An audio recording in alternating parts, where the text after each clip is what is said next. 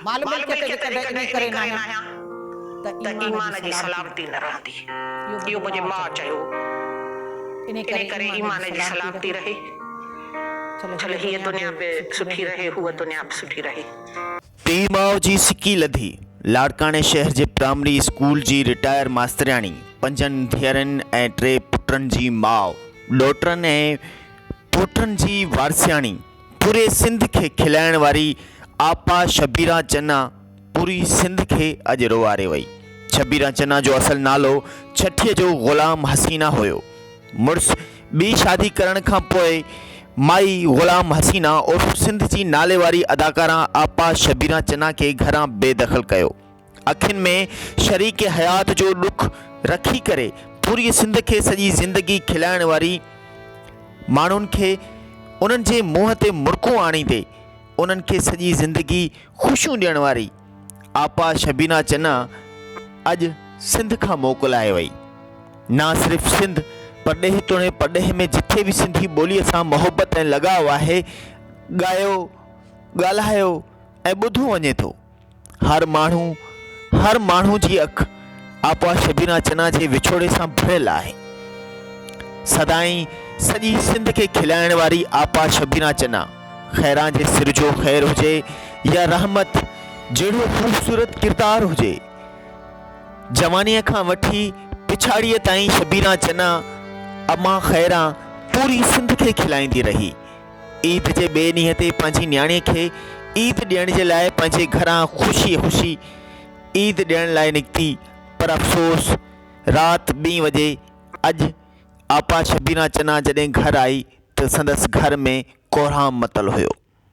घरां त ख़ुशी निकिरी वई हुई पंहिंजी न्याणीअ खे ईद ॾियण जे लाइ, पर एतिरनि ॾींहंनि खां पोइ अस्पताल में ज़िंदगी ऐं मौत जे विच में कशमकश वेढ़ांत कंदे नेठ राति 2 बजे आपा शबीरा चन्ना सिंध जी नाले वारी ख़ैरां जे सिर जो ख़ैर हुजे नेठ मोकिलाए वई।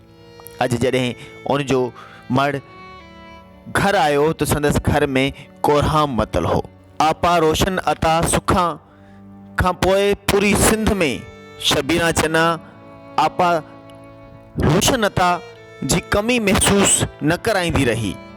सदाईं लेजेंड अदाकारा आपा शबीरा चन्ना उर्फ़ छठीअ जो नालो माई ग़ुलाम हसीना, पीउ माउ जी सिकी लधी धी, पोटनि ऐं ॾोहिटनि जी वारसियाणी, 5 धीअरनि मां हुन जूं 2 धीअरूं त तमामु घणियूं फेमस रहियूं, जंहिंमें आलिया चन्ना ऐं तानिया चन्ना। नाज़रीन, अॼु जी ही ख़बर ॿुधाईंदे अखियुनि में ॻोढ़ा ऐं संदसि हिकु दर्द अलाए त छो मुंहिंजे अंदर में हले पियो। ख़बर नाहे त आपा शबीरा चन्ना जे विछोड़े जो ग़म, माण्हुनि तो उनजे विछोड़े जूं ॻाल्हियूं, फ़ौत थियण जूं अफ़वाहूं, मार पवेशल मौत खे जीअं आपा शबीरा चन्ना जहिड़ा असासा बि मारे छॾिया।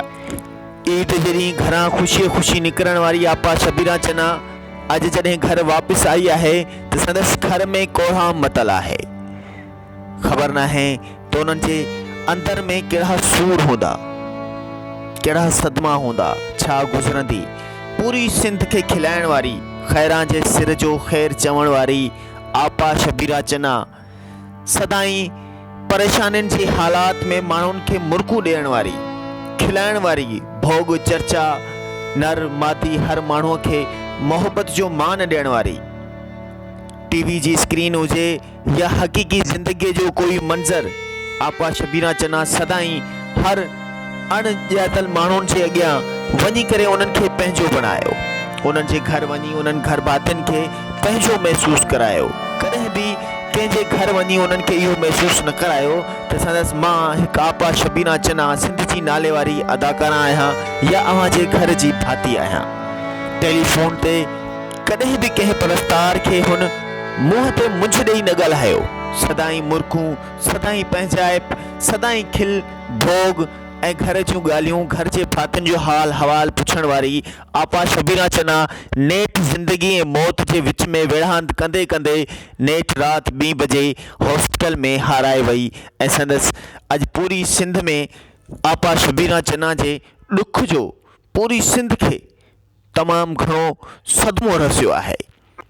सिंध जे क़ाइम मक़ाम वज़ीर आला ऐं संदसि ॿियनि केतिरनि ई इदारनि कोशिशूं कयूं या न कयूं, पर नेठि अॼु सिंध जो वॾो असासो, सिंध आर्ट्स जो हिकु वॾो असासो, लाड़काणे शहर जे प्राइमरी स्कूल जी रिटायर मास्तरियाणी, जंहिं संदसि पंहिंजी ड्यूटीअ दौरान केतिरनि ई ॿारनि खे दीनी दर्स ॾिनो, मोहबत, मान, सच ऐं प्रीत जो पैगाम ॾिनो। अॼु उहा आपा शबीरा चन्ना ना सिर्फ़ु टीवीअ जी स्क्रीन खां लापता आहे, ना सिर्फ़ु टीवीअ जी स्क्रीन ते नज़र न ईंदी, बल्कि कंहिं बि माण्हूअ जी अखियुनि में संदसि उनजो नओं ड्रामो या नओं किरदारु या नई का ॻाल्हि ॿोल ॿुधण ऐं ॾिसण वटां कोन मिलंदी।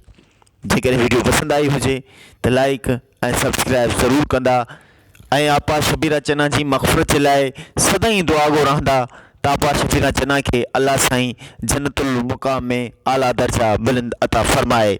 आमीन सुम आमीन।